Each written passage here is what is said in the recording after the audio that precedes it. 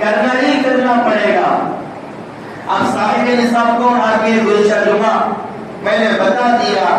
کہ صاحب نصاب جس کے پاس 7.5 تولہ سونا یا 50.5 پر 2 تولہ 52 تولہ چاندی جس آدمی کے پاس ہے اس کے اوپر قربانی واجب ہو جاتی ہے۔ اور اگر پورا سونا پورا چاندی نہیں ہے تو 2 تولے سونا ہے اور 30 تولے چاندی ہے،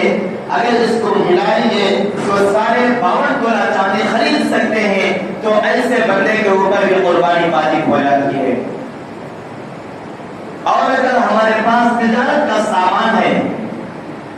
اور تجارت کا سامان اتنے پیسے میں ہے، اتنی مقدار میں ہے کہ اگر اس تجارت کے سامان کو فروخت کریں گے تو ہم 52 تولہ چاندی بھی خرید سکتے ہیں یا نہیں تو 7.5 تولہ سونا خرید سکتے ہیں، تو ایسے تجارت والے کے اوپر بھی قربانی واجب ہو جاتی ہے۔ اور جو قربانی کا نصاب ہے مال کا ہونا زکات کے لیے مال کے اوپر سال کا گزرنا ہے، حولان حول کہتے ہیں اس کو عربی میں، کہ اگر کسی کے پاس 7.5 تولہ یا 52 تولہ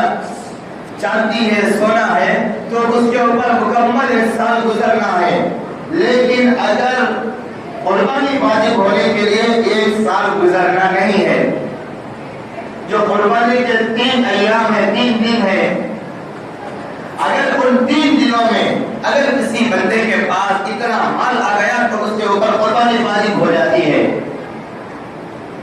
اور تیسرے دن سورج غروب ہونے سے 1 گھنٹہ پہلے بھی اگر کوئی آدمی اتنے مال کا مالک ہو جاتا ہے تو اس کے اوپر بھی قربانی واجب ہو جاتی ہے۔ اب قربانی